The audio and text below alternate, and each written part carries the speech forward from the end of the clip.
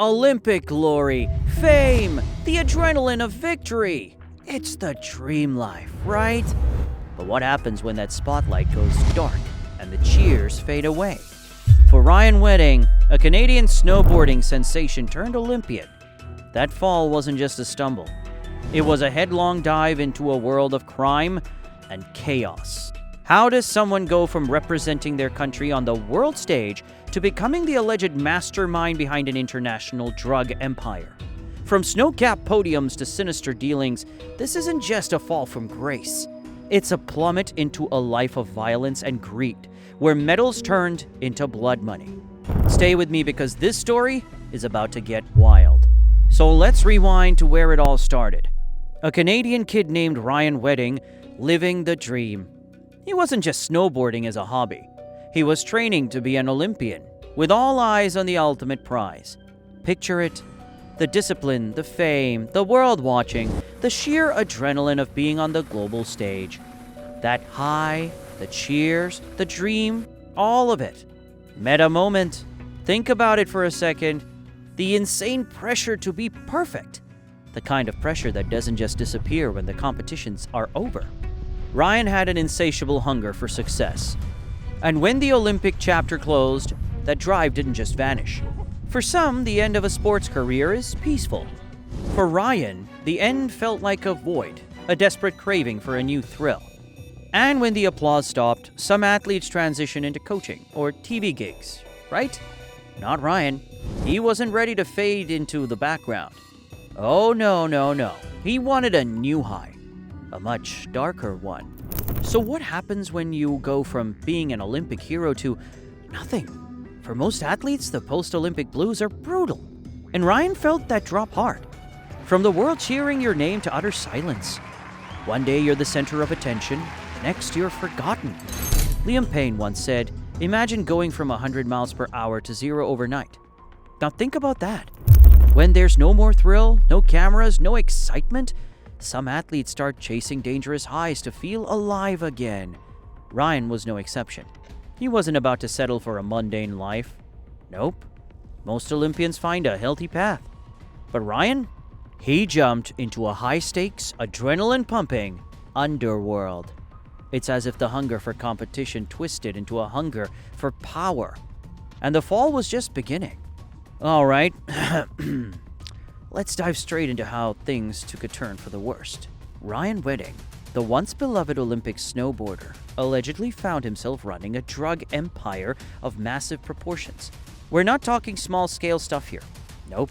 According to the FBI, this was a well-oiled operation, moving mountains of cocaine across borders from Canada to the US, and partnering with some of the most dangerous criminal organizations around. Now think about this for a second.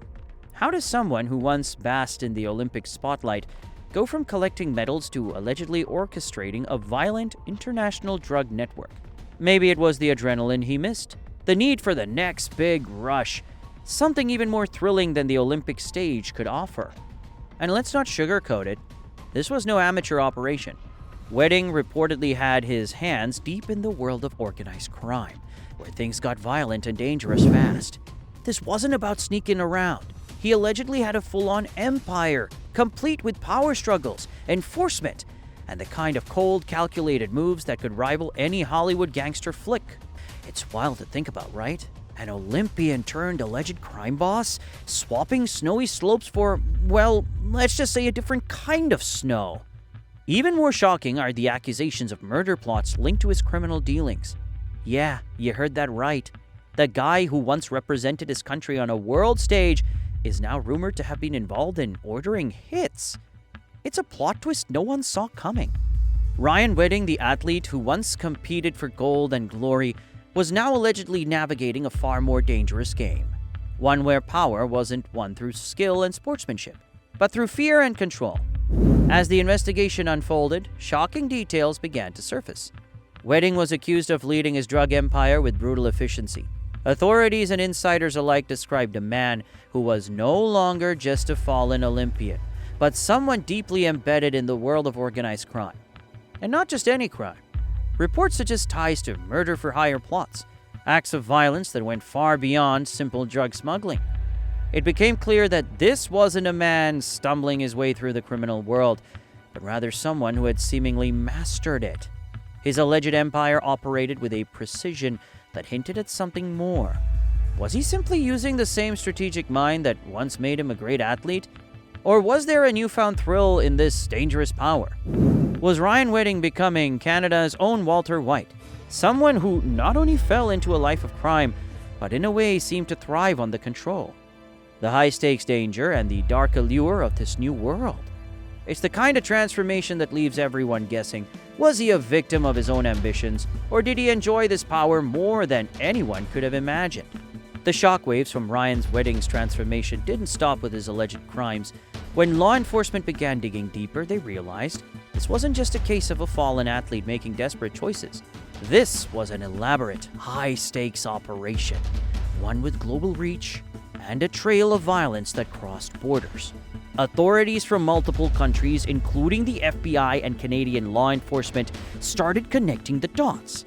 Surveillance footage, intercepted communications, and a meticulous paper trail painted a dark picture. The once celebrated Olympian wasn't just on the fringes of the criminal world. He was allegedly at the helm, calling the shots and running the empire like a well-oiled machine. But how do you catch someone who's as calculated and disciplined as Ryan? Investigators had to act with the same strategic precision he was accused of using.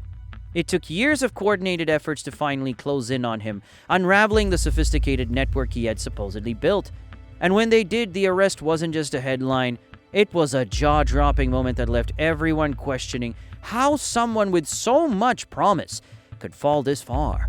The chase was on, and the pieces were falling into place. But the haunting question remained. Was this really the end of Ryan Wedding's story? Or would there be even more skeletons in the closet, waiting to be exposed? As the dust began to settle, the world was left in disbelief. How did an Olympian, once celebrated as a hero, a symbol of hard work and triumph, end up accused on leading a violent international crime syndicate? Ryan Wedding's story isn't just a cautionary tale. It's a haunting reminder of how ambition, when left unchecked, can veer into darker territories. And here's where we pause and ask ourselves, what if you were in his shoes? Imagine the pressure of a life where the applause eventually fades and the adrenaline stops flowing. Would you have found a way to channel that drive into something meaningful? Or would you too have searched for another thrill, no matter how dangerous? Sometimes the pursuit of greatness doesn't just push us to succeed, it pushes us to extremes. For Ryan, the same grit and tenacity that propelled him to Olympic glory may have led him down a path of no return. In the end, we're left with a story of duality, of heroism and villainy, triumph and ruin. And maybe it makes us wonder, how thin is the line between the two? Wow, if you're still here, you're seriously the best. Thanks for hanging out with us on this roller coaster of a story. Ryan Wedding's fall from grace was intense, right? It really makes you think about how fame and ambition can twist even the best intentions. But hey, speaking of twists, our next story is going to be wild. We're digging into whether Andrew Tate could actually be part of the Matrix. And trust me, the new evidence we've uncovered will blow your mind. So if you want to join us on that ride, don't forget to like, subscribe, and drop a comment and tell me, would you have handled the fame differently? Or does the pressure get to everyone? Let's chat about it, friend. See you soon.